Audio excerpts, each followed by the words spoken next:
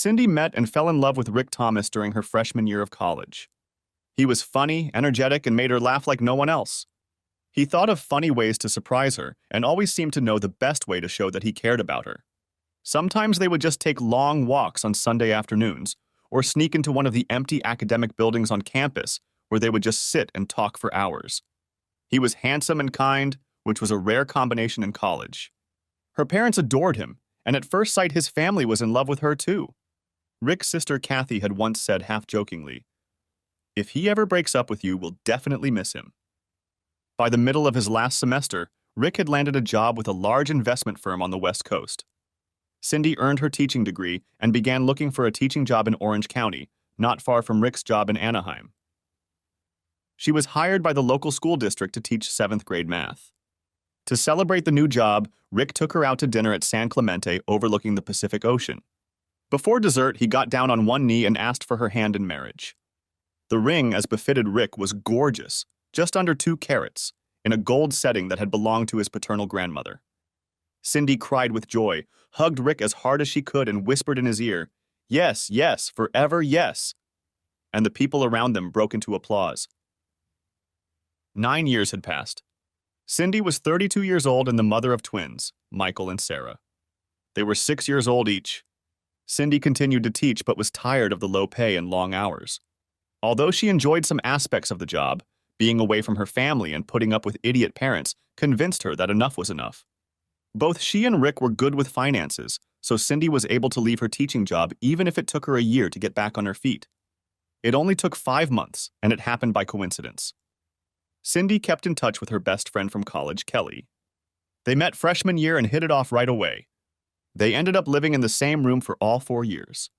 After college, they lived together during Cindy's 9-month engagement to Rick. If Cindy was fun and adventurous, Kelly was a hurricane. It's hard to say Kelly was a risk-taker because Kelly didn't seem to know the meaning of the word. Along with a free spirit, Kelly was devoid of any sense of planning or long-term thinking. She enjoyed the moment and rarely, if ever, thought, "Maybe I should stop and think about how this might turn out." Without any look before you leap, Kelly's DNA has led them to many adventures. Fortunately for Kelly, she had Cindy to steady her and keep an eye on her. More than once, Cindy steered Kelly away from potential disaster. At the time, Kelly would erupt in anger and later thank Cindy for being her favorite and needed friend. And on one such occasion, Cindy was on hand to pull Kelly out of the fire if necessary, and, as it turned out, inadvertently set her career on a new course. It was late January when Kelly called Cindy and asked her to be her date for a wedding coming up in 3 weeks. Kelly's boss was getting married in Napa, and she was invited to the celebration. She couldn't wait to have fun and see what adventures might ensue, but she had matured emotionally and realized it would be best to have her significant other by her side. "This is going to be so much fun, Cindy," Kelly said, pleading with her buddy. "Lots of wine, dancing, and a bunch of cute young professionals." "Married to the twin sister," Cindy's nickname for Kelly. "So fun for who?" "Oh, don't be a prude," Kelly replied. "Spread your gorgeous blonde hair a little. A little fun away from Rick and the kids might spur you on a little." "Thanks, sis. How about we take him with us?" "Sorry, friend, but the invitation says guest not guests," Kelly replied, wondering why her friend couldn't be a little more relaxed now and then. Cindy ended their conversation, promising to check with Rick and call her back. Later that evening, after the kids had gone to bed, Cindy broached the subject with her husband. His answer didn't surprise her. "Better go and watch her, Cinderella." "I'm sure it'll be fun. Maybe you can stop by Froggy's Leap and get us a case of their 16 cabs." When she asked about the kids, Rick said, "I wanted to see Mom and Dad. It's been 4 months since our last visit, so I'm sure they won't miss the opportunity to spend a long weekend with the grandkids. Take care of your friend and enjoy the weekend without the twins, babe." She marveled that she had married such a good-natured and generous man. 3 weeks later, a somewhat frustrated Cindy was sitting at a table in one of Napa's nice wineries. She watched Kelly dancing with one of the groomsmen, who was probably about 8 years younger. Keeping her eyes on her exuberant friend, Cindy chatted with one of the bride's cousins. They exchanged opinions about weddings and noted that this one had started late and was generally disorganized. Sally, the cousin, remarked, "Someone could have pulled off a bang-up job if they were a great event coordinator." This got Cindy thinking, and at the same time thinking about how to wrestle Kelly away from her 22-year-old dance partner, who clearly wanted more than just salsa. It took about 6 months to organize, but finally Cindy embarked on a new career by starting her own event management business, We Plan, You Play. She was an organizer by nature. Her lesson plans and classroom delivery were always impeccable, so porting to weddings, reunions, business meetings, and any other events went smoothly. She researched several good companies, researched everything she needed to find the right niche, and embarked on her new hobby with tireless zeal. After 2 years in business, she began to thrive on small weddings, especially destination weddings on the beautiful California coast. It was then that she met Bennett Davis. Bennett owned and operated 3 upscale boutique hotels, each perfect for destination weddings. San Diego, Santa Barbara, and the Monterey Peninsula were all home to one of his hotels, and he did quite well. He worked hard, had a wonderful staff that he paid well and demanded excellence from. At 26, he used everything he had, and a little more, truth be told, to buy a dilapidated 90-year-old mansion in Santa Barbara. He had enough money and enough guts to open it on time and barely under budget. For the first 2 years, he worked 100-plus hours, 7 days a week. He nearly failed simply because word of mouth, even if it was complimentary, spread painfully slow. By the 3rd year, however, he reached break-even, and by the 4th year, he started making a profit. 3 years later, he opened a store in San Diego, and 2 more years later, he opened a gem in Monterey. 14 years later, he was still serious about his business, working long and hard, but he was also known for having a good time, especially if it included fine wines, dancing, and the opposite sex. Davis was, in the words of the women who knew him well, a CBNA, a confirmed bachelor but not an asshole. He treated people fairly and honestly, even when he made it clear to potential women he wasn't looking for a long-term relationship. At 40, he was comfortable in his own skin and was very happy with the life he had built for himself. And so, about 16 months before the crisis moment, Cindy Davis Bennett was strolling through the Los Angeles Convention Center on South Figueroa with his manager, Lori Templeton, at a meeting of hospitality industry suppliers. At the end of the third aisle, having not yet spotted anything of interest, they stumbled upon Cindy Thomas and her We Plan, You Pay exhibit. Bennett would later tell Cindy privately that he was impressed with her presentation, but it was her bright blue eyes that caught his attention, hinting at a deeply mischievous personality. She later admitted, only to him, that she did a very, very subtle double take when she spotted him, because in her words, he was gorgeous, but didn't look like an asshole. They struck up a conversation that lasted 45 minutes. He was professional, but the connection was instantaneous. He asked tough questions. What was her track record? Who were the key people on her staff? How did she interact with company leadership? What was the worst event for her and why? The best and why? How did she determine her overhead and profit margin? He also managed to ask a few random but somewhat personal questions. What is your favorite wine? Do you know how to dance? The beach or the mountains? He noticed her wedding ring, but he just enjoyed a little friendly banter while he determined if he wanted to do business with this person. For her part, she answered his questions enthusiastically. She could tell he knew his business, but didn't seem to take himself too seriously. She also liked his more personal approach. Pinot Noir, Willamette Valley only, and preferably 2014. In particular, Evening Land La Source from Eola Amity Hills. I can waltz if I have to, but Carlton, Twist, and Tango are my favorites, but only with my husband. Mountains in the summer, any quiet beach in the summer. She smiled, but decided not to ask any questions about him. Lori Templeton took it all in with a wry chuckle. She knew when her boss was genuinely interested in someone. He was very polite and friendly to everyone he met, but he had a way of leaning in slightly when he really wanted to engage the person he was talking to. When they had finished talking and exchanged all the necessary information, Bennett said, Mrs. Templeton and I are going to have dinner at the Fogo de Chao in a couple of hours. Would you like to join us? Lori noticed that he used her formal name, which didn't happen to him very often, and assumed he wanted to make sure Cindy knew his intentions weren't inappropriate. Cindy brushed it off, noting that she was heading home after she put away her display to see Rick and the twins before bed. However, she also mentioned her desire to visit and wondered if that would be possible in the next couple weeks. By the time they were done, it was decided that she would visit his original Santa Barbara location, his favorite of the three, the week after Wednesday for lunch and a tour. Lori and Cindy exchanged numbers. Cindy shook hands with both of them and ended their initial socializing. As they left, Lori kept looking at Bennett. He could feel her gaze. "What?" he asked as innocently as possible. "I suppose you saw the ring on her left hand." "Well, a guy can flirt now and then, can't he?" he replied, feigning offense. She didn't look at him, but replied knowingly, "Oh, is that what it was?" Cindy's on-site visit couldn't have gone any better. She had arranged to meet Bennett and Lori for lunch. It was only 120 miles from their home in Orange County to the meeting place, but Cindy had set aside 4 hours for the drive. She managed 3, so that left her with a little time to stop by the old Mission, which was less than a 15-minute drive from the hotel. Always careful with her time, she arrived at 11:45.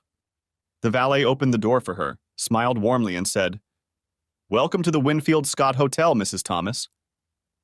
She was encouraged that her hosts might be as nice as they claimed. As she started up the short stairs to the hotel lobby, she looked up and saw Bennett Davis dressed in pressed khaki pants and a clean dark blue shirt from M.J. Bale. His loafers and belt were of fine Italian leather. The clothes further emphasized his masculine facial features. The dark blue color accentuated his dark hair and even darker brown eyes. Cindy rarely paid attention to men other than Rick. She wasn't a prude or naive. She just had a man she thought was gorgeous, so most others didn't compare. Bennett was in the same league in the looks department, maybe even a notch higher, and it took her by surprise. She also noticed that Lori wasn't beside him. "I'm really glad you could make it, Cindy. I can't wait to show you around the place and think about how the partnership could be beneficial to both of us," exclaimed Bennett, extending his hand in greeting. "Thank you, Bennett. At first glance, the place looks beautiful," Cindy replied, accepting his hand with a warm smile. Neither of them may not have realized it yet, but the connection they felt when they met in Los Angeles was genuine. They both respected hard work and success. Neither of them were pretentious or cared about people who were full of themselves. They both strived to be the best they were capable of. And neither of them was heavy on the looks. Cindy had chosen a light but relatively modest sleeveless black Tory Burch sundress with a pastel-dyed linen scarf that emphasized her bright blue eyes. The dress was slightly shorter than her knee, allowing her long legs to show off as much as possible. Her Stuart Weitzman sandals were comfortable yet stylish, with a heel high enough to bring her height closer to 5 feet 8 inches. Cindy was pragmatic. She knew that men like Bennett appreciated a woman's looks, which never hurt when running a business. However, she was, as some of her friends would say, innocent as a dove, but cunning as a fox. She took Bennett's outstretched hand and immediately began asking questions about the property as they glided through the hotel lobby. Every employee seemed to know her name, and when they sat down at the patio table to eat lunch, a small vase of California wildflowers stood in the center. The lavender, dark red, and bright white colors stood out very vividly against the white linen and Pacific blue background. Not surprisingly, there was also a bottle of the Pinot Noir wine that Cindy had mentioned during their first meeting. Pulling out a chair, Bennett thought, "This guy is really good, and I'm going to have to be on top of things so I don't get cheated." They chatted for a few minutes about the road, the recent wildfires, and the gorgeous ocean view. 10 minutes later, Lori appeared from around the corner, smiling and carrying a small folder for the business portion of the meeting. Cindy went up and gave her a hug. She liked Bennett a lot, but she also genuinely liked what she knew about Lori and was glad to see her. Over lunch, they chatted for another 45 minutes and then got down to business. Cindy limited herself to a glass and a half of wine to avoid distractions and also to let potential partners know that she was here for work, not play. After lunch, Lori excused herself, and for the next hour, Bennett gave her a top-to-bottom tour of Winfield Scott. Cindy was no novice and had done a great job. She knew the hotel was named after a famous shipwreck that occurred in 1583 off the coast of Santa Barbara. The ship had sunk with $1.5 million worth of gold bars, and she joked that perhaps Bennett's luck had something to do with the treasure hunt. He smiled, winked, and replied, "That's not the treasure I'm after." They laughed and continued the tour. A little later, Lori joined them, and they went to Bennett's office to discuss their options in detail. They came to several mutually beneficial arrangements for Cindy to host weddings and family reunions at Bennett Manor, and everyone was pleased with the possibilities. Late in the afternoon, when all business was completed, Bennett had Cindy's white VW Passat pulled up to the house. Lori said goodbye to him, and the two of them were alone for a moment longer. Bennett shook her hand firmly yet warmly, perhaps holding it a little longer than he should have, and said, "It was a pleasure to be with you today, and to get to know you better. I know we can make a great business together, but I'm also glad to get to know you better as a person." He then leaned over and kissed her politely on the cheek. Cindy smiled, thanked him for a wonderful day, and said she would contact Lori about a few weddings she thought would be perfect for the venue. As she pulled into the long driveway and left the grounds, she felt a strange sensation that took her by surprise. She realized she felt something for Bennett. She shook her head, trying to push those thoughts away, but the picture of Bennett standing at the top of the steps when she'd arrived, the small details he'd made perfect, wouldn't leave her alone. She was still daydreaming when she glanced in the rearview mirror before changing lanes. Out of the corner of her eye, she noticed a book in the back seat. It was one of Sarah's favorite books that she must have left in the car. The book, The Most Magnificent Thing, was lying face up, and that quickly brought Cindy back to the real world.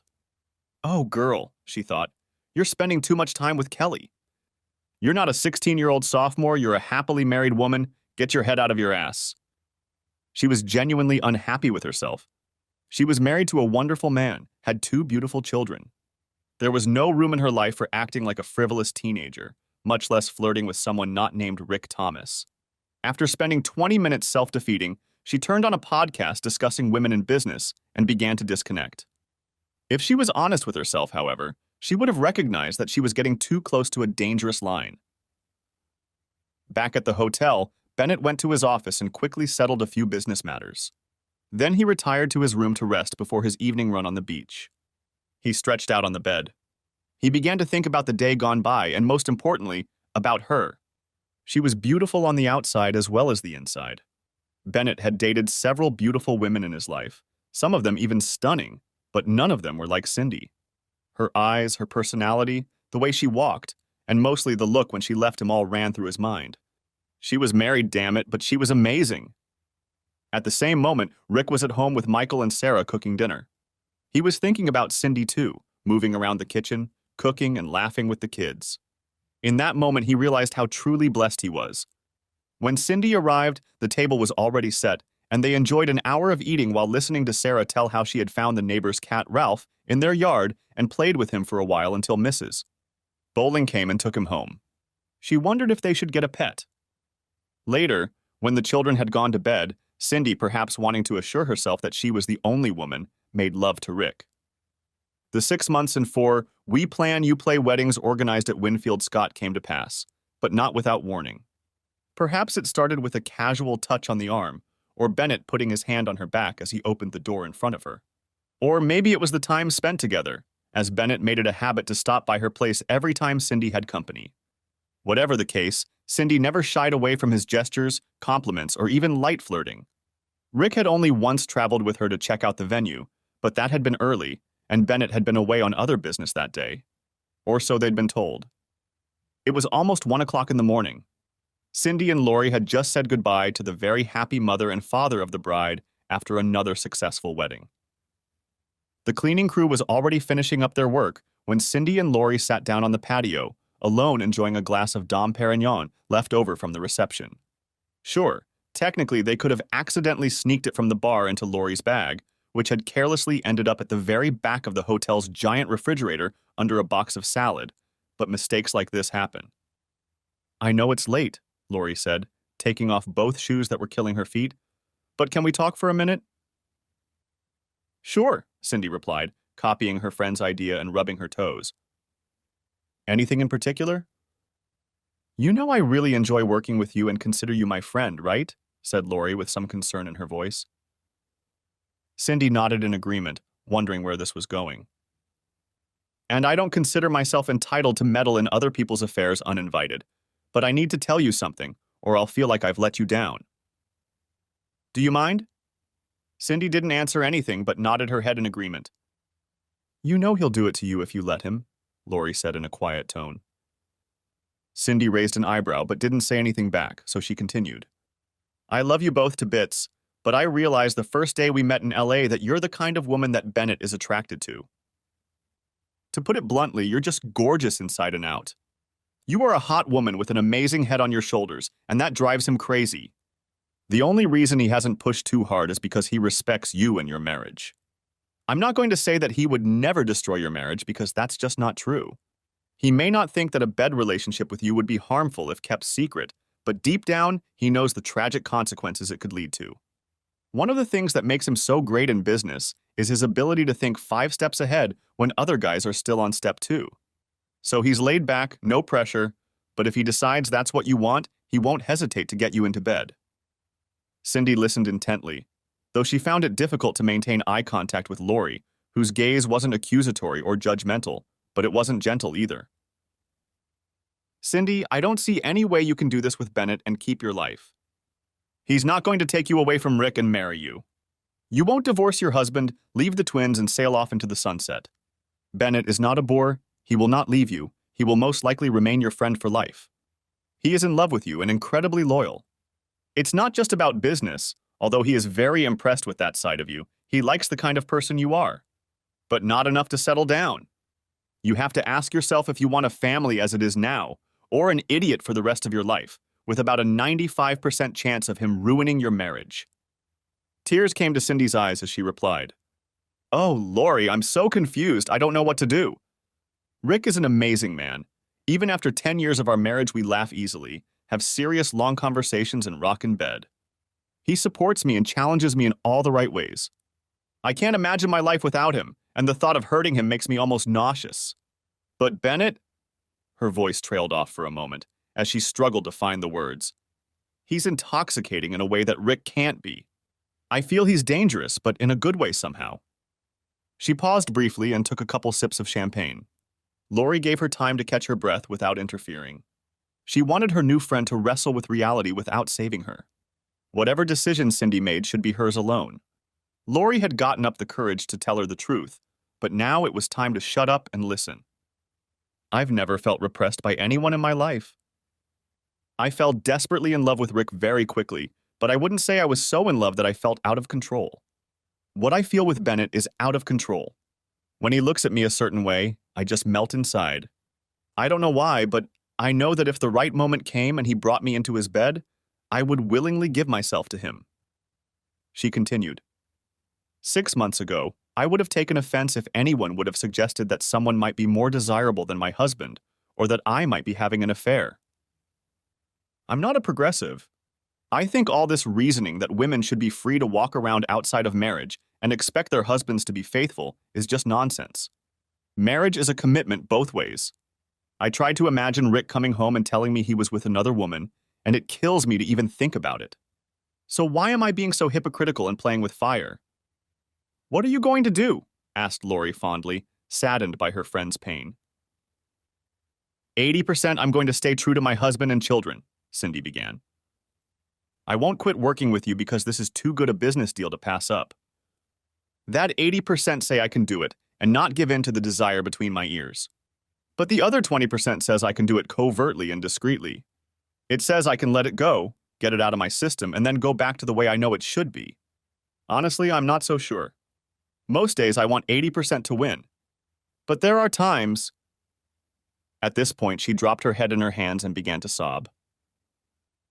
Lori stood up and walked over to Cindy's side of the table.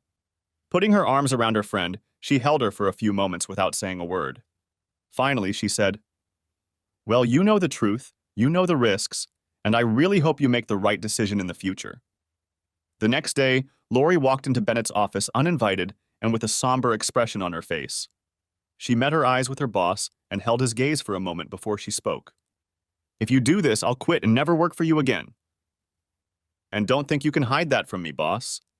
I've worked beside you almost every day for the last 7 years. I'll know, even if you hide it. I'll know." She turned without waiting for an answer and almost, but not quite, slammed the door behind her, leaving. In the end, it was the perfect storm. 3 weeks after Lori had talked to Cindy and confronted Bennett, a rare event occurred. A heavy rainstorm that came out of nowhere hit an outdoor wedding that was almost completely ruined. Everyone rushed to help move indoors.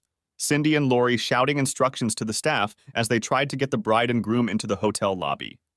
4 hours later, well past midnight, everything that could be salvaged was done. The reception went as well as it could, and everyone dispersed to their rooms. Cindy and Bennett stood at the very end of the patio, in the shade, away from prying eyes. Bennett put his hand on Cindy's shoulder. He knew she was upset, even though she couldn't control the weather. She had always strived for perfection, and that was one of the things that drew him to her. Half hugging her and looking out at the Pacific Ocean, he said, "You've done your best, partner. You can't dictate to Mother Nature, and everyone had a good time despite the downpour. Hell, in a couple years they'll be talking about this at the Thanksgiving table and laughing for years to come." Cindy didn't pull away but let her head lean against his chest. It felt so good to be so close, to feel safe. Cindy's 80% was starting to lose the battle. She took a deep breath as if surrendering, said nothing, turned to hug him fully, and looked into Bennett's eyes. Before leaning in to kiss her, he said, "Think about it carefully. I'm not going to force myself on you. You should want this as much as I do. If not, let's remain friends and business partners. We can always wonder what if, but if it's not 100% both ways, we have to stop right now." In the next instant, the 80% dissolved, the line was crossed, and they both made a move that in a few months would be regretted for the rest of their lives. "Take me to bed," Cindy sighed. They made their way to the bedroom and got down to it. Then they started talking. How would they keep this a secret? What precautions would they take to keep their date out of the spotlight? He worried that she would be overcome with guilt, and it would be over. She assured him that she could handle her emotions and wanted to be with him as much as possible without arousing suspicion.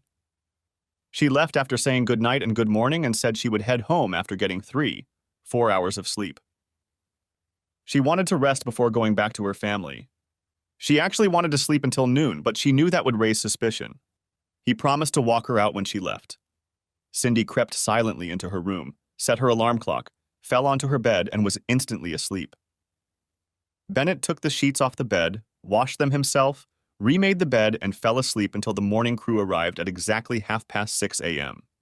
What could have gone wrong? When she got home, it was the middle of Sunday afternoon. Sarah and Michael heard her pull up and barely had time to get out of the car before they surrounded her, hugging her. They were almost 8 years old each and getting big. She hadn't been in since lunch on Friday, but they swamped her with happy news about the weekend. "Daddy took us to the big kiddie park yesterday and we rode down the giant slide. Ralph is back and misses. Bowling brought us cookies when she came to get him. Daddy made us Mickey Mouse pancakes for breakfast and said, maybe next week we can go to Disneyland and ride the rides. Mommy, did Daddy ever take you on rides with him?" The last question made her wince slightly. At the mention of Daddy and rides, the crude conversations she had exchanged with her lover just 12 hours ago flashed through her mind. And yes, she thought, as she packed her overnight bag, last night's rides had caused her to stagger a bit today. She mentally wrinkled her nose when she saw Rick standing in the doorway, wiping his hands with a dish towel. He was wearing Adidas shorts and one of his cycling t-shirts. Damn, she thought. He looks so good. What the hell am I doing? As she set the bag down and they hugged, she said, "Hi, baby. It's been a rough wedding. I'm so glad to be home and in your arms. I hope the twins weren't too crazy. We always miss you, Cinderella, but I love spending time with the kids on the weekends, and I'm so glad you are thriving in your business. I was watching the radar when the news was talking about the storm and figured you had plenty of business. Let me get you a glass of wine and rub your feet." Son of a bitch, she pondered. His favorite name for me, loving children so well, sacrificing himself so I can pursue my passion. Hell, wrong word, girl, get it together. Now wine and foot massages. I can't lose him or this family. Later, when the kids had already gone to bed, they decided to move the wine and conversation to the hot tub.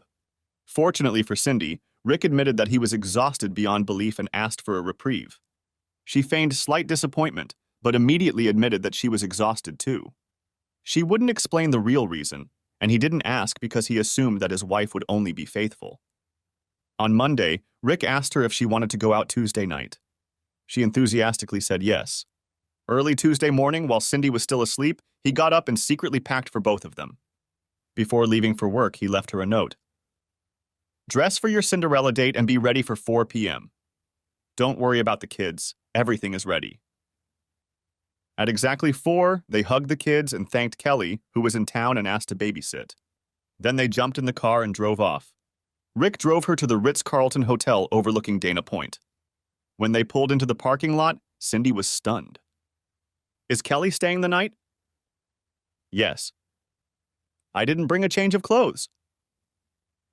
I hope you don't need too many clothes, but you have a bag in the trunk. While you were bathing the kids, Kelly double-checked it. She probably traded in what you'll wear to bed this evening. You let her get into my underwear drawer? Yes. She said it was a little out of place for a boring housewife, but she found something she thought would work. She also said not to worry, she'll take you lingerie shopping this week. Bastard! They took a long walk on the beach, ate an amazing dinner.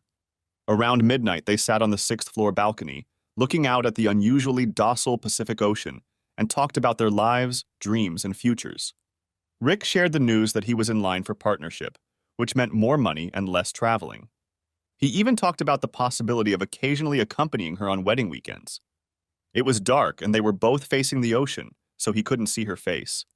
If he had seen it, it might have been the first sign that something was wrong. Cindy quickly came to her senses, stood up, walked over and said, "I'm so proud of you, Richard Michael Thomas." During a leisurely breakfast in bed, they continued their conversation from where they had left off a few hours earlier. "Kid, I'm so proud of your upcoming promotion, and I'd love for you to travel with me from time to time, but I hope you don't think I should quit my business because we can afford it?" "Never," Rick replied. "I know how much you love it, and your career is as important to me as my own. You're amazing at what you do, and I want you to take this business as far as you want to go." How the hell did I find such an amazing guy? She wondered to herself. I can't screw this up. Bennett and I need to review our plans to make sure they're airtight. Her complete lack of logic and love didn't get out of her head. There wasn't an ounce of guilt in her, only a desire to fulfill that dream. In later years, she wondered to herself how she could have been such a selfish idiot. Men were often accused of thinking outside their own heads, but in truth, Cindy was doing just that. Her libido was on the rise when she turned 30, and she had somehow convinced herself that she could have it all and no one would get hurt. She was sure that at some point in a few years she and Bennett would break up. She knew they had a deep emotional connection, but Bennett would never fall completely in love, and she would never abandon her family. He would find another woman to float along, and she would enjoy a long life with her loving husband. High school years, college, marriage, and grandchildren all seemed to be part of the plan for her. Never, even in her wildest dreams, could she have envisioned the impending tragedy. The next month, Rick was promoted to partner. She had another wedding, this time at a San Diego hotel, and she had a long discussion with her lover about how to secure what they were doing. Cindy had been on birth control pills for 2 years. When she started her business, she and Rick decided that they had 2 wonderful children, and that was enough for both of them. It was late June when things started to fall apart. Bennett and Cindy were in his office in WS discussing new terms for their agreement. Initially, Bennett had offered some bonuses if Cindy brought in more orders than expected. They may have been lovers, and their dating had continued to this day, but as they always said in the mob, it's business, not personal. And Cindy reminded Bennett of their agreement. He lamented that he had underestimated her business acumen, but agreed to what was owed to her. At that moment, Lori appeared in the doorway. "I'm glad I caught you two together. I need to talk to you both," Lori said, without waiting for an invitation to join the conversation. She lowered herself into one of the leather chairs and continued. "Bennett, remember our conversation 4 months ago? I told you that if you two were going out, I'd leave."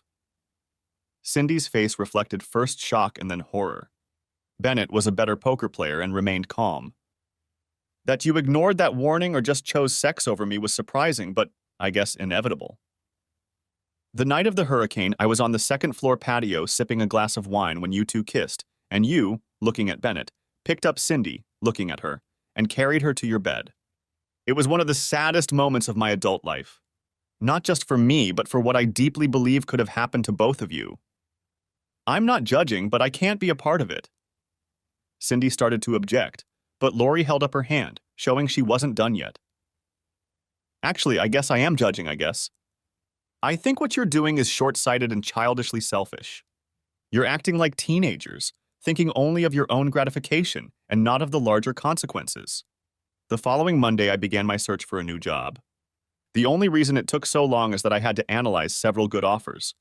I'm moving to Austin, Texas in early August, and will be working for an event management company there. She then shifted her gaze to Cindy. Please remember that I warned you, Cindy. The shit may not have hit the fan yet, but don't think the piper won't come and claim his share. I'm disappointed in you even though I've known you for less than a year. You seem to lack common sense, not to mention fidelity to the vows you made before God, family and friends when you married Rick. He doesn't deserve what you're doing to him. I'm going to leave your children out of this because, frankly, when I think of the damage this will do to them, it makes me want to cry. Lori concluded by addressing them both. I'm going to be professional. I won't let this affect the good years we've had, and I intend to honor my commitment. Bennett visibly flinched at those words. But please only talk to me about work, not what you two do. Don't make excuses or make a scene. The staff here is wonderful, and I know they don't deserve to be dragged into all this.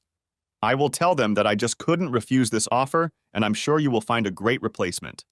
As far as I'm concerned, Sharon would have been a good choice, but it's your choice. Thank you for 7 wonderful years, and I wish you both success.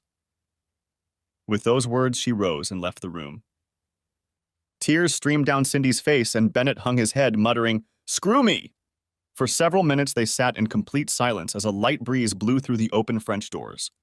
They had planned to spend the evening together and all that entailed, but that was clearly not going to happen.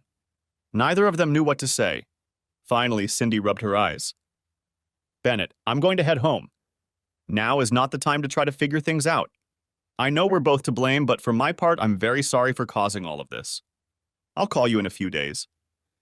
She got up, walked out of his office, and left the hotel. She asked the valet to take her car as she needed to get home unexpectedly.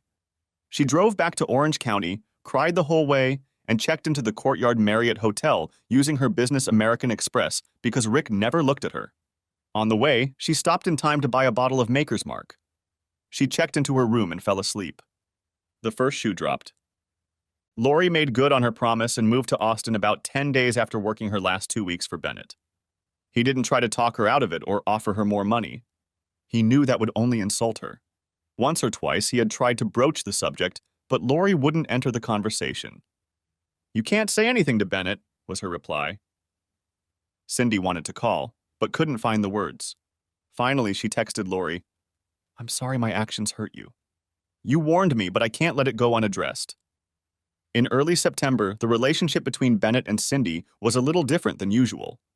Perhaps they were both struggling with guilt, or maybe they were just hurt that Lori had caught them at it. Their attraction to each other never waned, however, and by early October they were back to their old form. One Saturday night after a late wedding, they had an unusually long evening to enjoy each other. They left WS and took Bennett's BMW M8 convertible to the coast to a secluded VRBO chalet overlooking the Pacific Ocean. Oh my God, this is gorgeous, Cindy murmured as she cuddled her stallion. Cindy had told Rick before she left that she was scouting the Monterey area and wouldn't be home until late Sunday evening at the earliest. It was true, she just hadn't told him that she would be traveling with her lover. Bennett checked out of the hotel late, at 2 o'clock in the afternoon, so Sunday morning they took a walk on the beach and had lunch before it was time to hit the road back. On the way, they stopped in Big Sur for a glass of wine each. For the remaining 5+ hours of their drive south, Cindy felt so content and full of life that she marveled at her good fortune. Her business was thriving, her children were doing well, she had 2 wonderful men in her life, and she was sure that Lori's fears had been in vain. It had been 15 months since she had met Bennett, 8 months since the beginning of their illicit affair, Cindy wouldn't call it that, and everything seemed to be just fine. Her utter selfishness in betraying and lying to Rick on a regular basis kept her on her toes. In fact, she was so detached from reality that she thought her once-a-month flings with Bennett were good for her as a wife. She was about to find out just how wrong she was. On the first weekend in December, Cindy coordinated a wedding at Bennett's Monterey Hotel, just east of Barrack Park. The Spanish Moss Hotel was a bit smaller than Bennett's other venues, but it was perfect for weddings of 50 people or less. The wedding at the Carlisle had 38 people, which meant 2 things. It was very easy for Cindy to manage the event, and not all of the hotel rooms were booked. If Bennett had looked at the reservation list, he would have noticed that Mr. Thomas had booked the belladonna room with an ocean view, a large jetted tub, and a king-size bed with 4 posters. Mrs. Thomas was not listed. Mr. Thomas, a new partner in his investment firm, was going to surprise his wife and join her for the weekend. He had taken care of all the details, including fresh flowers, Cindy's favorite wine chilled to perfection, and the best bath bubble bath oils. Rick didn't think he and his wife had drifted apart, but he felt they had lost some of their connection and intimacy. In his naivete, he had written it off to long hours of work and raising children. It was up to him to find out how wrong he was. Since none of the local staff had ever met Rick, he had no trouble waiting incognito until the rehearsal dinner was over and Cindy had finished her work. He had spotted Bennett twice earlier in the evening, but he was out of his sight and easily concealed. He considered calling Bennett and letting him know his plan, but he didn't know him that well and didn't want to risk him accidentally blabbing. An hour after dinner was over, with Cindy still out in the hall, Rick decided to find her and surprise her. However, he didn't find her in the dining room or on the patio outside the establishment. But he heard voices around the corner, and one of them unmistakably belonged to his wife. Perhaps she was discussing with one of the staff some details of tomorrow's marriage ceremony. Moments before he rounded the corner, he heard his wife say in a sultry voice, "Not here. Please wait until we get back to your room." A second later, Rick rounded the corner, not believing what he heard, and was confronted with the most horrific sight of his life. His beloved wife and Bennett. They didn't see him at first, as it was quite dark, and Cindy spoke. "Lover, I love you so much." Cindy opened her eyes for a split second and screamed, "Rick, what? But—" Bennett turned his head and immediately released Cindy. He stepped back as if he saw the ghost of Christmas future in his own tombstone. His dark, complex face went pale. Rick, for his part, took it all for granted and instantly realized that his life was over. He leaned against the wall, tears coming to his eyes. He felt himself continue to fall to his knees as he began to realize what was happening. Cindy walked over to him as he was on his knees shaking. "Rick, baby, please! Oh, Rick! Oh no! What have I done?" Stunned, Rick couldn't react quickly, and Cindy hugged him for a moment as they both began to sob. Bennett, for his part, took a few steps back, putting his hands behind his head as if he had just run a long sprint and was trying to catch his breath. There was a look of horror in his eyes. After a moment, Rick looked up at Cindy, who held his face in her hands. He uttered the only word that came to his mind. "Why?" Cindy started to answer, but as Rick slowly regained his emotional equilibrium, anger began to brew within him. "No, Cindy," he said, standing up abruptly and stepping back. She was on her knees looking up at him with pleading eyes, but she couldn't get a word out. She couldn't say anything that mattered at that moment. "No, Cindy, don't talk to me. Don't say one damn word." He looked at Bennett with hatred in his eyes. "Take her to your room, you bastard." "She's all yours." As he turned to leave, Cindy stood up and tried to reach behind him. He pounced on her. "Don't you dare touch me, bitch. You're the mother of my children. You were the love of my life. You were everything, and now you've ruined us. You've ruined me. Just go away with your stud and leave me alone." Cindy couldn't beat the only common sense she had shown in the last year. She let Rick go. She knew this was not the time or place to try to comfort him, explain, lie to him, or anything else. She had ripped his heart out. She could see it in his eyes. She needed to leave him alone. For now. She was in a state of shock herself and wouldn't be able to utter a single meaningful word anyway. She turned to Bennett and asked him to leave her alone. Then she went back to her room, to her perfectly made bed with spotless white sheets, pillows, and blankets. She threw herself on the bed. Cindy Thompson desperately tried to control her heartbeat and breathing. The 34-year-old wife and mother of twins was in a crisis situation that she herself had created, and was horrified that there was no way out of it. Rick, for his part, began to gather his thoughts and emerge from the emotional fog that was choking his ability to think. He went back to his room and sat at his desk for an hour without moving. At some point, he managed to come to his senses and began to think about what to do. He knew he wouldn't stay here a millisecond longer than necessary. But what should he do? Where to go? He decided that the best thing to do would be to go home.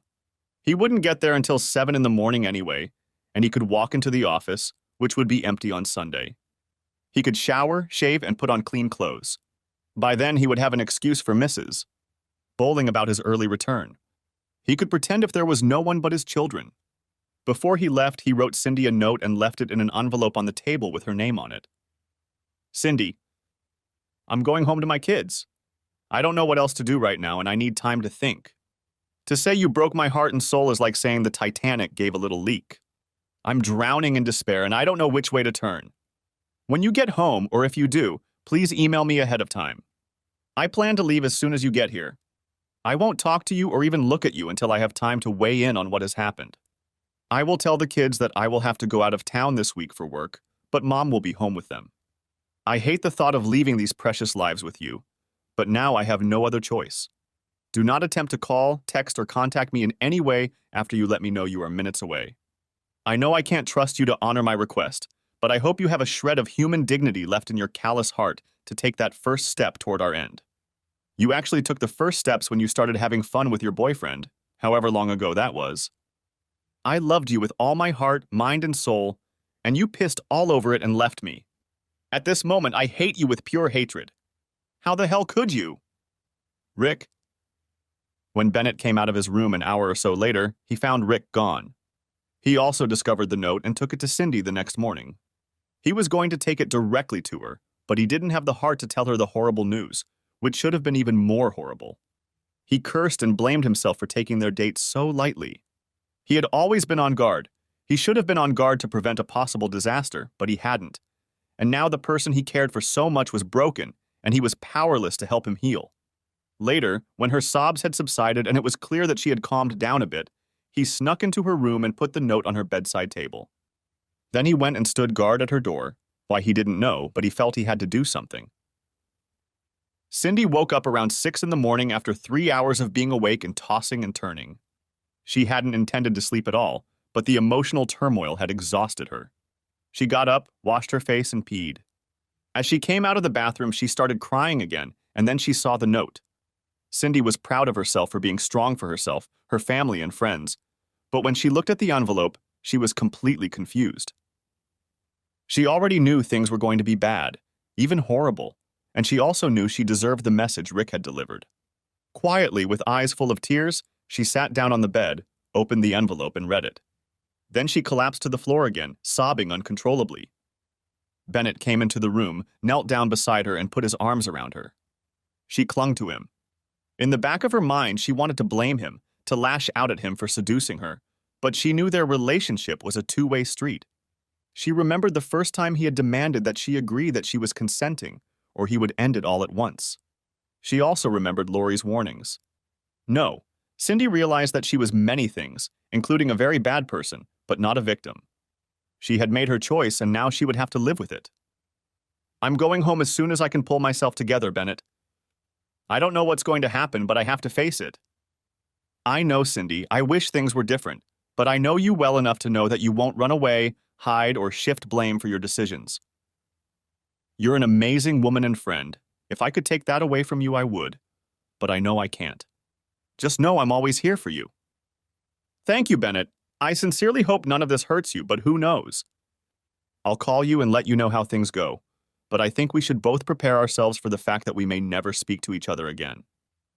He hugged her tightly, like a friend, not a lover, and simply said, I know.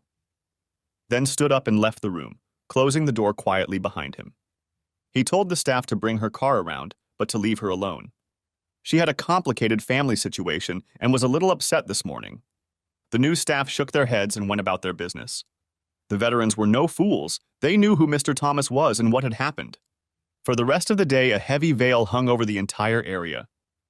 When Cindy was 15 minutes away from home, she texted Rick. Any chance you can come back when the kids are asleep and we can talk? It's all my fault, but I hope we can find a way out. Cinderella. Rick replied, I'm ready to go. The kids have already eaten dinner. This is our last contact until I contact you, Cindy. Please honor my request. She wept again, realizing that the name Cinderella would probably never come out of his mouth again. She was no longer his loving wife and best friend.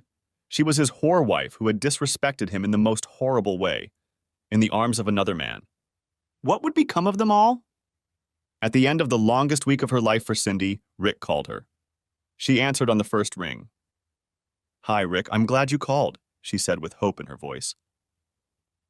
His voice was steady. Cindy, I'll be home around 5 tonight. I haven't gotten off work all week somehow.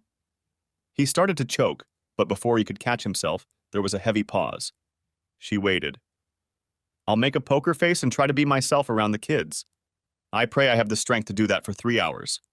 Then I'll go to bed in the spare room and I won't talk to you until tomorrow morning when the kids get up. I'll try to get up early so they won't notice our sleeping arrangement. Is that okay with you? Yes, Rick, Cindy said quietly, as you see fit. When do you think we can talk? She didn't want to push too hard, but even though she knew it was all her fault, everything inside her was dying to know what was going on in his head. I've arranged for Mrs. Bowling to babysit on Sunday afternoon. We can find a secluded corner in the park to sit and talk. I think it will be best if we stay with the children together all day Saturday, as we are not sure how many more days we will have with them, if at all. His words, if at all, caught her off guard like a sudden punch to the stomach. The pain in his voice made her want to throw up. She'd never heard anything like that from him before. He'd always been strong, even when it was hard. But never before had it been this hard. Betrayal was a cruel master. Okay, honey, was all she said. Cindy, Rick replied in a tone so even and devoid of emotion that it shook her to the core. Please don't ever address me with affectionate words again. I'm not cute, I'm not a baby, and you're certainly not my Cinderella. We are two adults caught in a horrible nightmare, and we won't be able to wake up anytime soon, if ever. Don't use words claiming love or affection from me ever again. Please. He hung up without waiting for a reply. Cindy sank into a chair, her shoulders shaking with sobs.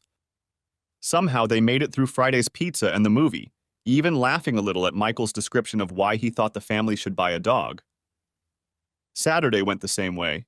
They pretended everything was fine. Once or twice they thought Sarah sensed something amiss, but they redoubled their efforts and tried their best to be a loving couple in front of their children. The worst moment was when Michael called for a group hug as they walked down the beach. The dead look Cindy saw in Rick's eyes almost broke her, even though he hugged her tightly, lying about his true emotions. Sunday morning passed over pancakes and wallowing in their pajamas. Rick announced to the kids that Mom and Dad were going out together, and Mrs. Bowling would watch them after lunch. Sarah and Michael were not thrilled with the idea.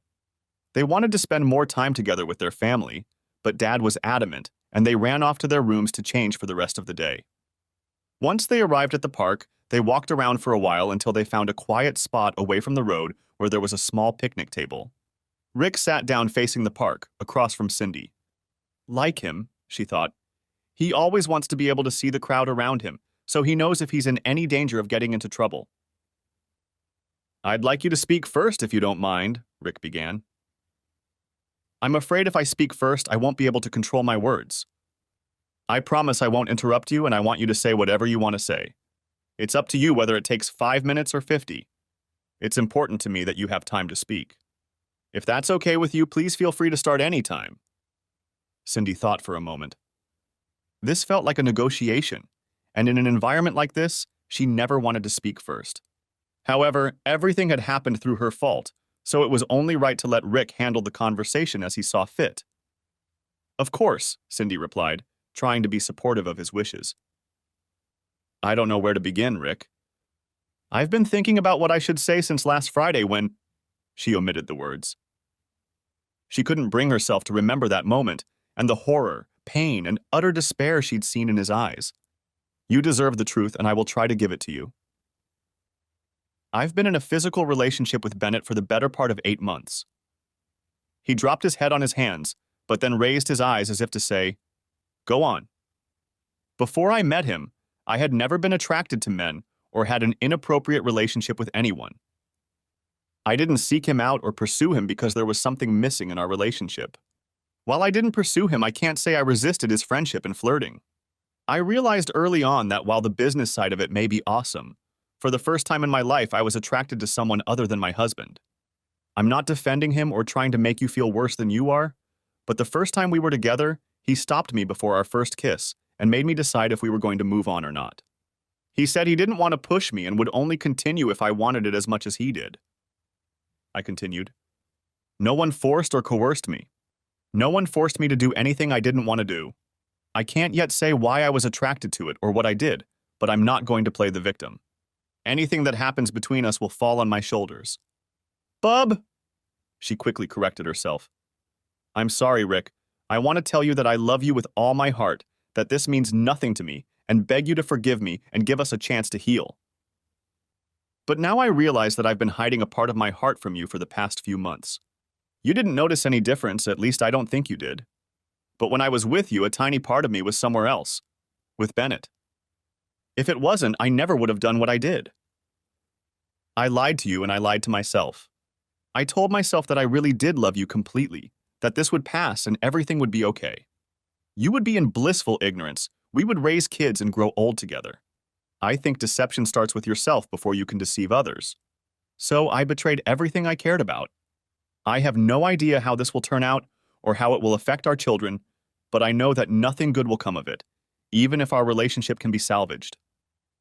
Finally, at least in this first conversation, I want to say how horrible I feel about what I did. Regret is not what describes my emotions. I'm not sorry that I got caught. I am devastated by what I did to the only person who has ever loved me unconditionally for what I am. Whatever happens to us, I'll need to dive into it with professional help. I've screwed up more than I could have ever imagined. I always thought I was a pretty good person. I discovered, perhaps too late, that I am not. I have deep flaws that are ugly. They are mine and no one else's. I am responsible for them. I'm deeply ashamed and I want you to know it. Rick bowed his head and cried. It was a good thing they were in the distance, because emotions overwhelmed him. Joy, fulfillment, friendship, love, and mutual respect had been stripped out of his life and replaced with despair, grief, loss, humiliation, and emptiness. He wanted to respond in anger, to yell at her and berate her, but he couldn't do it. She probably would have welcomed the tirade instead of the quiet sobs that burst from his lips. Once again, it hit her like a ton of bricks, how much she had taken from him. After 10 minutes, which seemed like 10 hours to her, he finally pulled himself together and spoke. His voice was barely above a whisper, but it wasn't weak. There was a confidence in it. Cindy, I don't know if this is the last time we're talking alone together as husband and wife or not. I'm still trying to sort out my feelings. I appreciate that you didn't disrespect me even more by saying you love me, and it was all a mistake, just sex, nothing more, etc. I thank you for being honest about what happened. At least I assume you're honest, but I guess in the end I'll never know. It was Cindy's turn to drop her head on her hands in despair. What he said was true, but it hurt like hell. She fought the urge to look up at him as he continued. You've been entertaining Bennett for 8 months now behind my back, once a month or more. You're right. I've been completely in the dark about your actions because I trusted you with everything. My love, my heart, my very life. I know I can never trust you again. Cinderella is dead, and there is no Prince Charming to come to the rescue.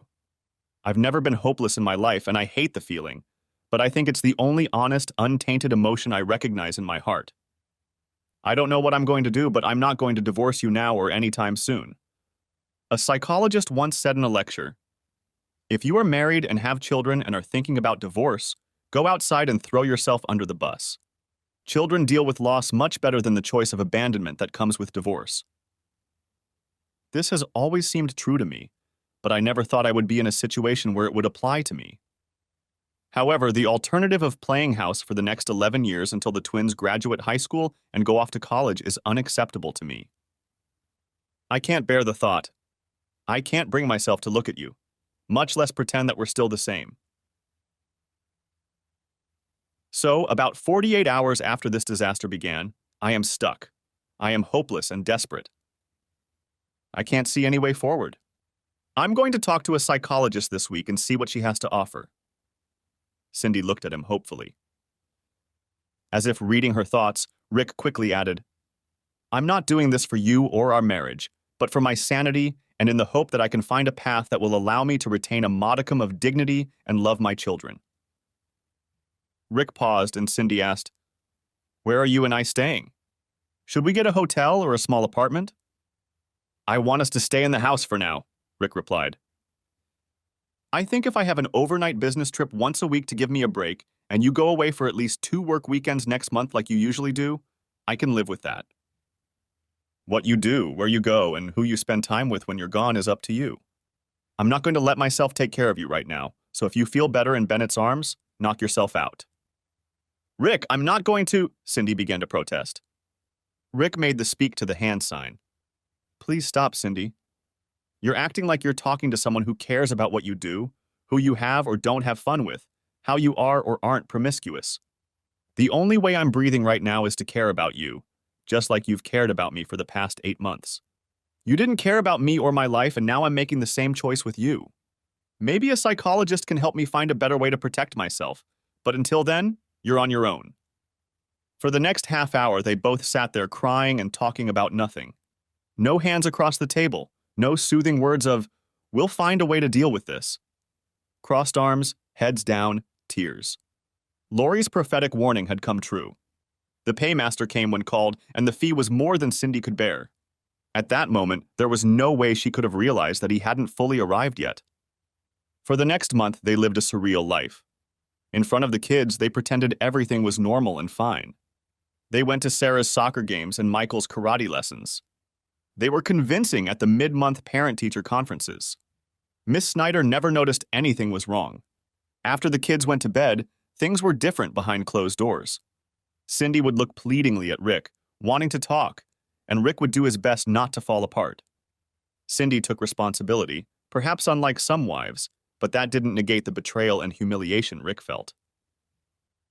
Every week, Rick told the kids that he had a business trip with an overnight stay, that he would leave late at night and wouldn't be back until dinner the next day. He used that time to walk around, think, and make a plan of how to proceed. He realized that if this continued, he would have to see a psychologist for a long time to come. Rick made partner at his firm because he was great at analytics. He knew how to evaluate the positives and negatives of investments better than most. He had a keen eye for detail, and even the smallest opportunity or risk didn't escape his attention. Now he applied that thinking to his home life. The positives and negatives of staying with Cindy? How will the children be affected in the long and short term by staying together in a lie or divorce, or how will the firm take it if this comes out? Part of why they like me was my commitment to Cindy and family. How will finances be handled in the event of divorce or marriage, or what will Cindy do with her business? Continuing with Bennett's hotels doesn't make sense, but does she know that? Is Cindy just sorry for what happened, or does she want something different and better in her life? Getting caught was painful, but how does she deal with who she's become and what she's done? What are my options? Is there anything other than divorce or staying together? It was the latter question that caught Rick's attention as the best possible path. There was a third option.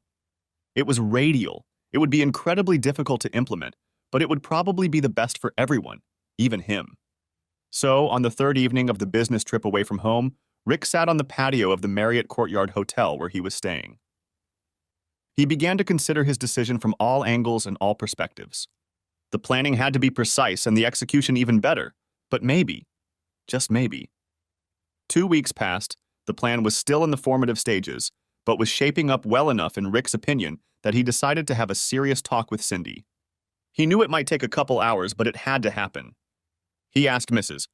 Bowling to babysit and then intentionally drove with Cindy back to the park, where their first conversation about her cheating had taken place. Back at the same picnic table where the whole disaster was laid bare before them, they continued their conversation. Rick began. Cindy, I know the last few weeks have been horrible for both of us. I appreciate you honoring my request to give me time to think. I want to share some things with you and then give you a chance to respond. I hope you don't mind. Cindy nodded her head affirmatively, and he continued. I don't want to repeat everything that happened, especially the night I ran into you and your boyfriend, Bennett. I've already told you that I'm crushed to the core. I'm not a perfect man or husband, but I've always been 100% committed to us and our children. I have never cheated on you even when I flirted with other women. The thought that someone could replace you in my heart is unthinkable. I was blown away from the first day I met you, and I thought you felt the same way. We are together, not needing anyone else. I just always assumed we would grow old together. I was wrong about the depth of your commitment to us, and that we had a chance to remain husband and wife. Cindy looked at Rick with longing in her eyes. Rick, she pleaded, I know I don't deserve a second chance, but I hope that we can somehow resolve the resentment and betrayal I've brought to our relationship. I don't want to give up on us. I want to work with all my strength and every fiber of my being to see if we can stay together." Rick looked away for a moment before answering. "I know you mean what you say, Cindy, and I've been thinking about this option for us for a long time. On the one hand, I think we have enough acceptance and forgiveness to stay together." At those words, Cindy felt hopeful. "But," Rick continued, "I've decided it's not right for me for two reasons. First, while I'm sure we could be forgiven, I don't see any way to regain your trust. Truth be told, if you told me the sky was blue and the grass was green, I wouldn't believe you. Never again will you walk out our door to work without me suspecting you're going to meet your lover or new mistress. Never again will I be able to live with you without doubting your fidelity. Second, I will never be able to touch you as a husband touches his wife without seeing the face of the man you deliberately chose over me, over and over again. You wanted him, not me. You gave yourself to him without a thought for my love or our relationship. There's no way in the world I can look at you again and not see the reflection of Bennett Davis looking back at me." Cindy's shoulders slumped. She knew he was right and wanted to let him know she would be faithful for the rest of their lives, but she also knew she had no right to demand his trust. "I want to fight for us, Rick. Don't you think we're worth fighting for?" At that moment, Cindy saw what could be called rage in his eyes for the first time. As he stared at her, she physically recoiled from him. He seemed to have some mastery over his emotions, but there was a harsh note in his words. "Fight for us? Are you going to fight for us? You want me to fight for us? What do you think I did every day when we were married? Work hard and move up the career ladder. That was fighting for us. Spending time with our wonderful children was a struggle for us. Trying to remember all the things you love and enjoy and making sure I provide them regularly has been a struggle for us. From the little things to the big things, I've always intentionally fought for you to know that I am crazy about wanting us to be together forever. How have you fought for us, Cindy? You've done it repeatedly with Bennett Davis. I'm sorry, but I don't understand how I stopped fighting for us, Cindy. You stopped 8 months ago, and now you resent me for not wanting to accept what you did and move on as if nothing happened?" Rick took a deep breath and continued, watching the tears roll from both of their eyes. "I want to ask you so many questions, Cindy, but there's no point in asking someone who's been lying to you for a long time. How can I trust your word? You may be sorry, but maybe you're just saying that so you can get back to having fun with Bennett behind my back. I want to ask if you learned anything from that, but whatever you say, I'm guessing the most important lesson for you is how not to get caught next time. I so want to go back to the conversations we used to have when we shared our hearts with each other, but that couple no longer exists. You killed us with your cheating, lies, and betrayal. There is no going back. There is only moving forward with the best solution for all of us. I realized the other day that our night at the Ritz took place after you were with Bennett. You partied with him over the weekend and then came home and let me wine and dine the whore I thought was my faithful wife. God, how you must have laughed at me. Your little cuckold, not realizing what a fool he was so happy to hear how proud his wife was of him. What a complete idiot I was. But no more. Cindy couldn't object to anything, only deeply regretted how terribly she had hurt the man she had professed to love with all her heart, all the days of her life. He was right. He had fought for them every day. She was the one who had spit on his love with her infidelity. She had been heartless to the husband she had adored only a year before. But her infatuation, lust, and selfishness had set all of that aside. "Are you going to divorce me, Rick?" she finally asked when she could formulate the words. "No, Cindy, I'm not going to divorce you, and I'm not going to stay married to you. I'm creating a solution that I think will work for everyone. It will not come without pain and loss, but I believe it is the only acceptable solution. I promise I will explain everything to you in a few weeks. I'm not going to tell you what to do, Cindy, but I am going to explain to you in detail my steps, my path. I'm not going to ask for your opinion on my choices because, quite frankly, I don't trust you to have my best interests or the best interests of our children at heart. Once you understand my decisions, you can make your own. I won't try to control you." "But how will I know if you don't share that with me now?" asked Cindy, genuinely confused by the direction the conversation had taken. She wanted so badly to reach out and put her arm around him and hug him to hold her, but it looked like that was never going to happen again. Rick looked her straight in the eye with a dead calm, almost painful sense of acceptance of fate and replied, "You'll find out." They talked for a few more minutes, Cindy gently prodding Rick for vague explanations, but he didn't budge. He was sure she would understand when the time came. A few months ago, my friend and coworker Lori warned me that if we danced to his tune, the piper would eventually show up and demand payment. I guess she was right. Rick was surprised to hear that Lori knew what was going on and had tried to warn Cindy and Bennett. It only hurt him more. So before you were having fun with Bennett, you were warned and you didn't stop? You didn't come to me to tell me about your struggle? You just carried on? Tears were already flowing freely from his eyes. Her husband was sobbing. Cindy burst into tears again and dropped her head in her arms, sobbing uncontrollably. Rick stirred, and she thought that maybe he would come to hold her. Please, God, let him come and hold me, she begged in her heart. Instead, he stood up and moved toward her, folding his arms across his chest. When she raised her head, he said, "The trumpeter has come and is demanding at least partial payment. Maybe someday it will be time for full payment." 2 weeks and 4 days later, Rick left for his weekly business trip, where he had time alone to sort himself out and work through his pain. He hugged and kissed his children goodbye, and it seemed to Cindy that he was a little sadder than he had been the last few days. It must be hard for him to say goodbye even for 24 hours, she thought. Cindy was sleeping better at night because she was taking melatonin, which helped her fight sleep at night. Rick suggested that she leave the children overnight with Mrs. Bowling and her cat. She had become almost an aunt to the children. Rick suggested that she could get a good night's sleep after a couple glasses of wine. Cindy agreed, and Mrs. Bowling happily welcomed her young friends. It was 5:30 a.m. and her cell phone had been ringing nonstop for 3 minutes before she heard it, flipped it open, and picked it up. The screen flashed with the word 911 on it.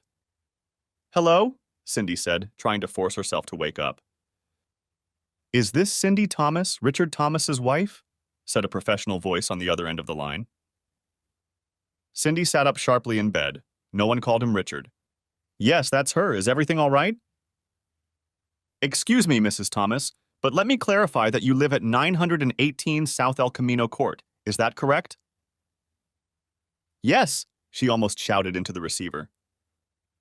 "And can you tell me what kind of car your husband drives?" "A dark gray 2019 Lexus ES. Why? Is something wrong?" "Mrs. Thomas, I regret to inform you that your husband was involved in an accident on California Highway 79 west of the Pacific Crest Trailhead near Warner Springs."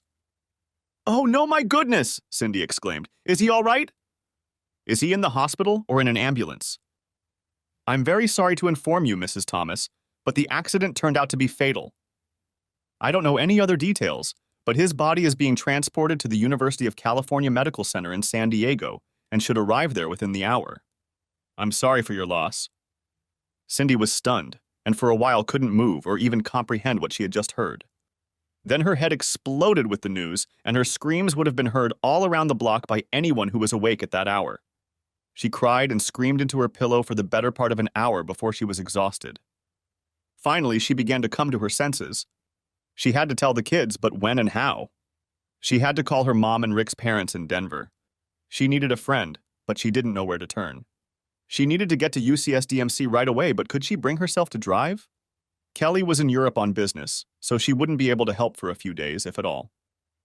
She splashed water on her face, dressed quickly, gathered her hair into a ponytail, and headed for the front door when the doorbell rang. How strange, she thought, so early. It was Brad Stanton, the family lawyer and one of Rick's best friends. He looked like someone had beaten him with a baseball bat. "Cindy, I heard the news about the accident. It was just shown on the morning news." "I'm so sorry." With those words, she sprawled in his arms, sobbing and shaking violently. Brad held her in the doorway for a moment. Not a moment later, Mrs. Bowling came out of the house in her bathrobe, running across the lawn with a look of concern on her face. Cindy was in no condition to speak, so Brad filled the void.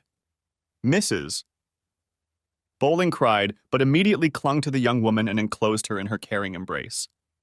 After a few minutes, Cindy began to slowly come to her senses and insisted on going to the hospital in San Diego.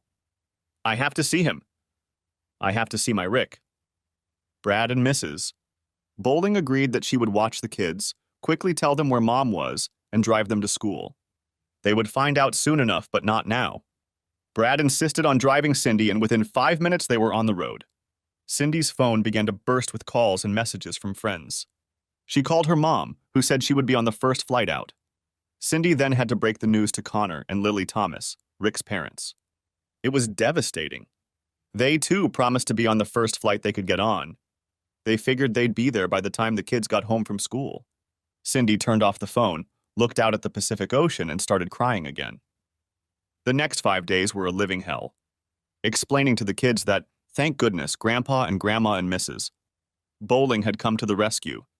Talking to authorities, insurance companies, Cindy had 3 separate life insurance policies, arranging funerals, dealing with clients who were booked for weddings or family gatherings. The list seemed endless. In addition, Cindy was plagued with questions. What was Rick doing an hour out of town on a deserted road in the early morning hours?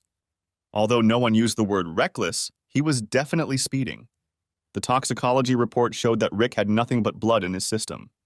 No alcohol, drugs, or any other substance that could have interfered with his driving. The contents of his stomach showed that he had eaten steak and salad and potatoes the night before, but had drunk nothing but water. Cindy was stunned. Bennett, for his part, picked up his phone several times to text Cindy, but finally decided not to. He was sure that she was suffering far more than he could imagine and realized that his message would only make matters worse. Lori was in a meeting with a new client when she got the news. Her administrative assistant, Stacy, saw the hurt and pain on her face, but she thought it was a little odd that she didn't look completely shaken. Lori did not attend the funeral. The funeral was held Friday morning, and everyone who knew Rick attended. Cindy was shocked when she heard people talking about him.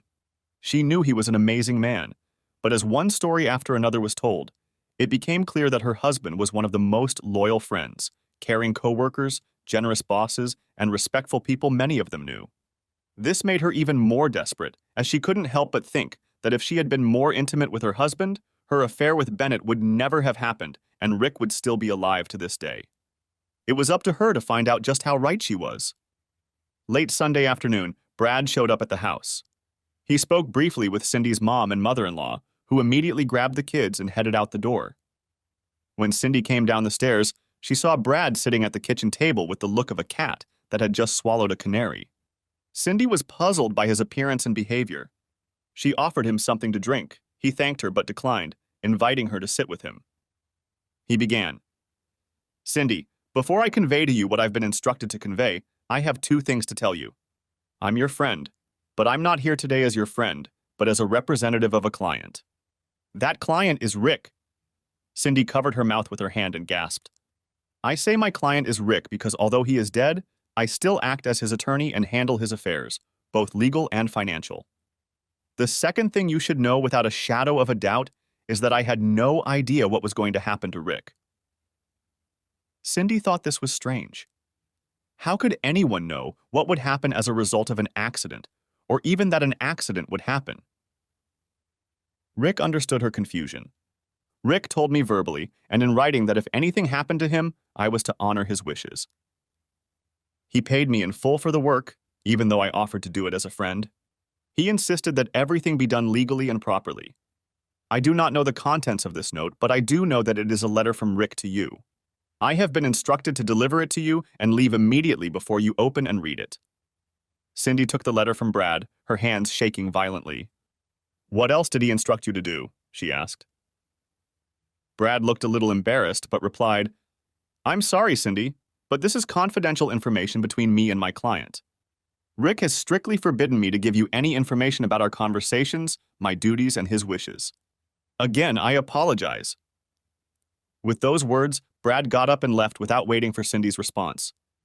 Cindy opened the letter, and Piper reappeared to collect some of his debt. Cindy, you already know I'm dead and the funeral is over. Brad handed you this note and left.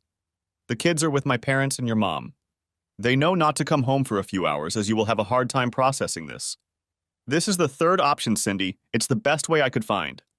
I loved you with all my heart, and now that's gone. You've taken it away. I think it's the best thing I can do. 1. You will know that 2 weeks ago I bought 3 acres of land by the lake at Eagle's Nest. It was for this reason that I was driving on Highway 79 where the accident occurred. The thing is, I bought the property because I had been promoted and we were both making good money. It was supposed to be a surprise for you and the kids. A place where we could build and grow during the summer and long weekends. First, of course it's a scam. Buying real estate is a cover, but whatever you do, you have to stick to it. Insurance companies won't pay a claim if they find anything suspicious about my death. I visited the new cottage to do some errands and decided to get up early and go home. I was in a hurry because I had a meeting with a client at 9:30. So I was driving fast and lost control of the car. The insurance companies might do a little digging, but they won't find anything. Brad will take care of it if you stick to the story. 3. As far as insurance goes, I changed my will in the last few weeks. 90% of my money, about $3 billion, will go into a trust fund for the kids. They will be able to get whatever they need to pay for college and grad school if they want. The rest will go to them when they reach age 30 and will be split equally 50-50ths. Again, Brad will take care of those details when the time comes. I'm leaving you 10%, or about $300,000 to hold you over until you start working again in a month or so. I wouldn't leave you anything if my conscience allowed it, but I realize you have to take care of the kids while you pretend to grieve for me, so there's enough for that. First, as for our beautiful children, a while back I told you about a psychologist's advice that death is easier on children than divorce. I did some deep research and found several studies that indicate that this is true. That's why I couldn't divorce you, Cindy. I couldn't do that to my children. I think someday they will find out the truth about everything, and then they might hate me. I hope they don't. And if they do, I hope they have someone to explain to them how unfair life can be sometimes. I am grateful that now, and for the foreseeable future, they can grieve their loss and not have to bear the burden of rejection that comes with divorce. Second, I can't tell you what else to do with your life. I suppose you can go back to Bennett, but there may be someone else you are interested in. Whatever you do, please think of the children first and do what is best for them. They will be leaving home in 9, 10 years, so maybe you can keep your lovers away until then. Third, finally, I have one small request. When you are done with this note, burn it until there are no ashes left. If the insurance companies find it, it will ruin our children's financial future. Reread it a couple more times, but please, if I mean anything to you, burn this note. Don't worry, maybe you'll hear from me again someday. Rick. Cindy cried like she had never cried before. She collapsed to the floor, sobbing and wailing, screaming Rick's name. She was crushed by the aftermath of her affair and feared it was more than she could bear. After an hour or so, she finally found the strength to sit up and reread the note 2 more times. Then she walked over to the fireplace and burned it until only a small pile of ashes remained. Piper had indeed come on a call. Or so she thought. Epilogue. It's been 12 years since that fateful day when Rick Thomas died on California Highway 79. In truth, he died the moment he saw his wife in the arms of another man who had betrayed him, betrayed them, their children, and their future. The rest was just details of how and when. Cindy never married and always kept the secret about Rick's death. She did as he wanted and used the $300,000 to take care of their family while they grieved. It was over a year before she went back to work. She tried to put on a manly appearance, but her business consisted mostly of weddings and family reunions, and it was beyond her. She went to work for a business event planning company and made great strides in her career. In terms of relationships, she dated occasionally, but never met anyone who compared to Rick. She also thought of herself as damaged goods, although counseling helped her cope, so she wondered if she met someone and got married. Would she cheat again? Michael and Sarah begged her to go on dates and try to meet someone. Dad would want you to be happy, they insisted. Yes, he always wanted me to be happy, she thought, and I used that as part of my excuse to destroy him. The pain was returning. As for Bennett, about 4 months after Rick's death, he felt enough time had passed to send Cindy a note. According to Lori's observations, they were no longer lovers, but Bennett was faithful and always tried to be a supportive friend. One morning, he decided to send her a message. It read, "I'm so sorry. B." A moment later, he received a reply from her. "Me too. Goodbye." They never spoke again. Michael and Sarah had graduated from high school, were now in their early 20s, and were attending college. Michael, like his mother, loved people, loved the energy that groups of people enjoying themselves could create, so he attended the University of Southern California, studying hospitality and marketing. Sarah, like her father, loved analytics. Making things work, finding solutions, was what got her out of bed in the morning. She ended up going to Stanford, where she studied economics. Although they were only 8 years old when their father died, both were deeply affected by his loss. The thought of Daddy not coming home kept them going for a long time, but their mom and grandparents worked hard to help them get through the pain and start enjoying life. Each of them, in their own way, decided that their life motivation would be their desire to honor their father's memory. On a warm spring morning, Cindy sat at her desk in her apartment. She was sipping a cup of hot black coffee while reviewing a new contract for an executive retreat when the doorbell rang. When she opened the door, she was greeted by Brad Stanton. "Brad, it's been months," Cindy said with a smile as she reached out for a hug. "I'm so happy to see you." Brad responded to the friendly hug, but was a little stiff. "Thank you, Cindy. May I come in and talk to you?" Cindy noted that something official sounded in his voice. This wasn't just stopping by and chatting with a friend. "Sure, Brad. Can I offer you a cup of coffee?" "No thanks, I can only stay a couple minutes." They sat down at the kitchen table and Brad began, "Cindy, as you know, today would have been Rick's 45th birthday." Cindy flinched. She had completely forgotten that today was the 7th of April, Rick's birthday. She made a mental note to call the kids as soon as Brad left. "As you know, before Rick died, he changed his will and left instructions on what he wanted done in the event of his death. Cindy, I'll be honest with you and tell you that I knew something was wrong. He wasn't himself, but he didn't want to tell me what was wrong. As his friend, I pressured him. As his lawyer, I had to follow his instructions. He never allowed me to understand or find out what was going on until today." Cindy's eyes widened with surprise and confusion at the same time. "What do you mean, Brad?" "Cindy, before Rick died, he wrote me a long note that he never gave me back. This morning at exactly 6 o'clock in the morning, there was a loud knock on my door. When I answered it, it was a courier with an envelope addressed to me. I didn't recognize the return address. It was some P.O. Box in Austin, Texas. I was a little angry at being disturbed early in the morning, but curiosity took over. I went back to my office and opened it. Inside was a letter from Rick. It was typed and had 12 single-spaced pages. Attached to the letter with a paperclip was a short note handwritten by someone named Lori. Cindy began to shake with resentment, pain, and memories. Brad continued, "The note simply said, 'Please read carefully and follow the instructions.'" Lie. I started reading Rick's note. The first line was so quintessential Rick. "Hey buddy, get your ass out of bed. I need you to help me finish some unfinished business." Yes, I know it's 6 a.m. I told them it was exactly 6 and paid a little extra to make sure they were reliable. I won't detail the rest of the note, Cindy, but I will say that Rick told me everything. The whole 9 yards in detail. He paused briefly to let her realize what he'd said and saw tears begin to form in her eyes. "I can't imagine how you could do that to a great guy like Rick, a guy who gave you all his love and devotion. A guy who eventually gave you his life." Brad stood up and finished his business.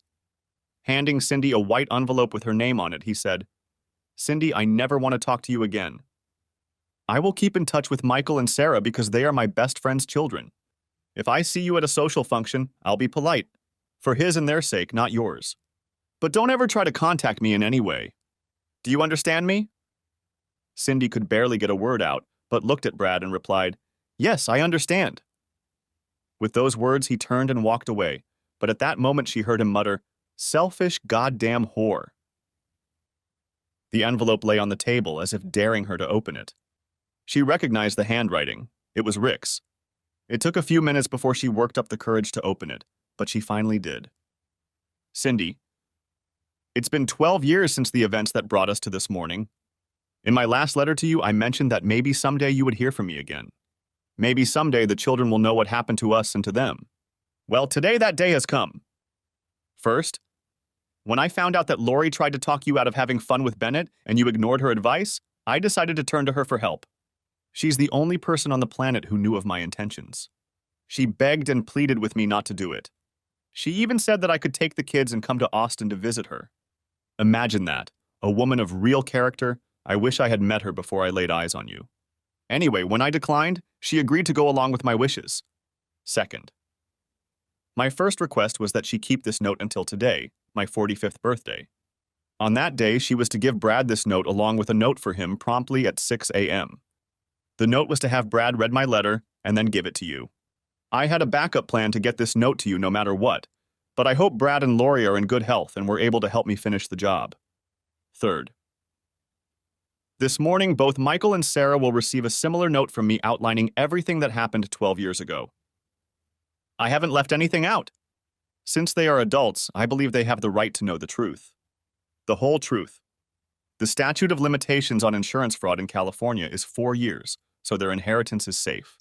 As I mentioned in my previous letter, they may hate me for this, but I'm sure Brad and Lori will help them make sense of what happened. Good luck trying to get rid of the lies you have told your children over the past 12 years. I'm sure if they want to talk to you, they will have more than a few questions. Fourth, if your mom and my parents are still alive, they will receive a similar note as partners in my firm. Fifth, as for Bennett, today's Santa Barbara News Press will publish a full-page memo about his machinations with you. It details how the two of you planned and created amazing wedding events while you cheated on me and he entertained a married woman. The article ends by urging people to seek help elsewhere. I may not be able to destroy him, but I hope it will make his life miserable for a while. Maybe you two can get together, if you haven't already, and have some good fun to ease the pain. By the way, you are named specifically in the article, so some friends and coworkers may have questions for you as well. Sixth, Cindy, almost 13 years ago, I thought we were as happy and content with each other as any couple could be. It all turned out to be a lie, a tragic lie. So, Cindy, you've picked the tune, you've enjoyed the dance, and now it's time to pay the bill in full. Rick. Moments after Cindy read Rick's note, her phone began to ring off the hook.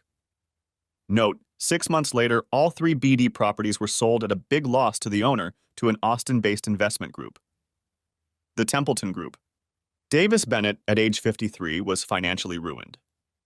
From Edgar Allan Poe's novel, The Cask of Amontillado. In the end, I shall be avenged. It was a certain settled matter, but the very certainty with which it was settled precluded the thought of risk. I must not merely punish, but punish with impunity. Thanks for watching. I hope you enjoyed it, so subscribe to my channel and watch the next video.